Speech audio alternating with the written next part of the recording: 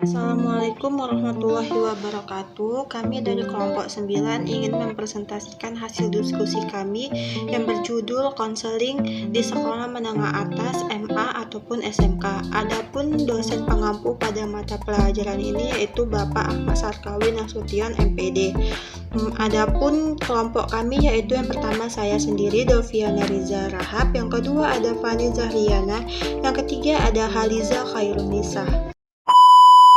Setelah kita akan melanjutkan kepada pemateri yang pertama yaitu saya sendiri Doviana Liza. Baiklah, saya di sini akan sedikit menjelaskan tentang perkembangan anak usia SMA atau SMK adalah pada rentang usia 16 sampai 18 tahun.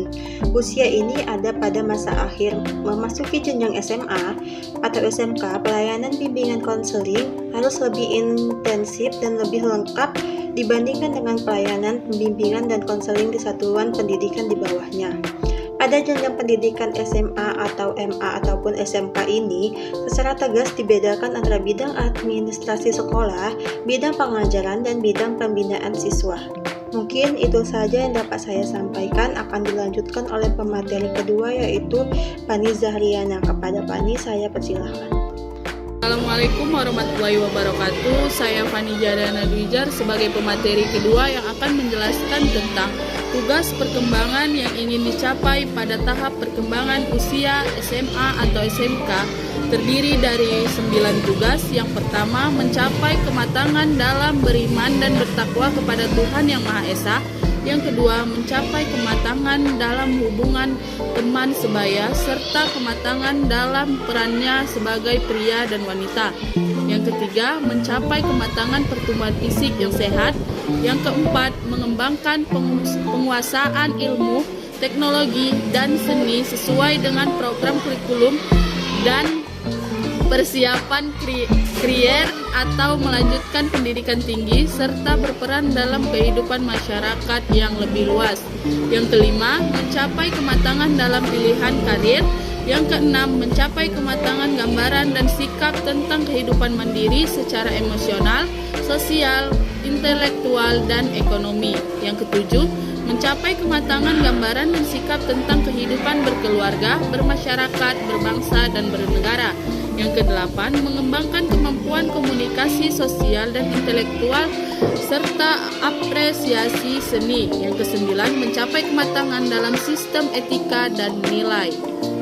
Materi selanjutnya ada hadirnya bimbingan dan konseling pada setiap jenjang pendidikan khususnya SMA melalui 4 pola yang saling bersinergi satu dengan yang lain. Di antaranya yang pertama, pola generalis, bahwa corak pendidikan dalam suatu institusi belajar siswa dan bahwa seluruh staf pendidikan dapat menyumbang pada perkembangan kepribadian masing-masing siswa.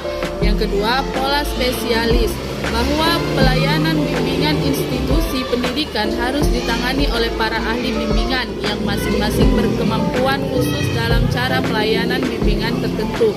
Dalam kurung seperti testing psikologis, bimbingan karir, dan konseling. Yang ketiga, pola kurikuler, bahwa kegiatan bimbingan di institusi pendidikan sebaiknya dimasukkan dalam kurikulum pengajaran dalam bentuk pelajaran khusus dalam rangka suatu kursus bimbingan. Yang keempat, pola relasi-relasi manusia dan kesehatan mental, bahwa orang akan hidup lebih bahagia bila dapat menjaga kesehatan mentalnya dan membina hubungan baik dengan orang lain.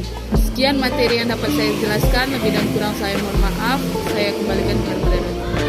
Baiklah, terima kasih kepada saudari Fani yang telah menyampaikan materinya.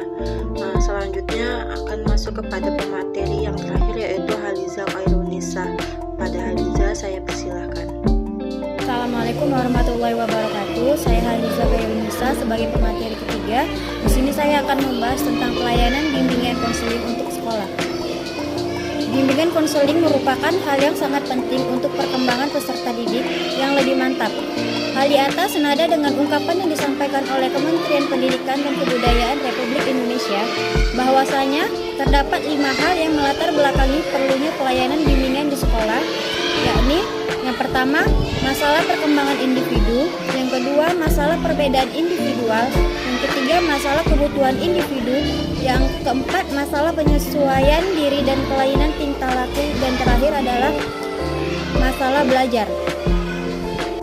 Selanjutnya, untuk memenuhi kebutuhan pelayanan bimbingan konseling di sekolah, maka bentuk isi pelayanan yang diberikan harus mengacu kepada bentuk dan isi layanan kegiatan pendukung yang disesuaikan dengan karakteristik dan kebutuhan individual yang meliputi yang pertama, perkembangan, yang kedua, adaptasi dengan lingkungan yang lebih luas dan belajar bersosialisasi dengan berbagai aturan, nilai, dan norma-norma secara sistematik, luas, dan komprehensif.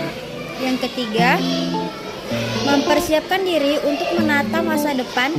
Yang sedang duduk pada bangku SMA adalah landasan hidup religius, landasan perilaku etis, perilaku kewirausahaan, kemandirian perilaku ekonomis, wawasan dan kesiapan karir, kematangan hubungan dengan teman sebaya, dan kesiapan diri untuk menikah dan berkeluarga. Sekian yang bisa saya sampaikan. Selanjutnya saya kembalikan kepada moderator.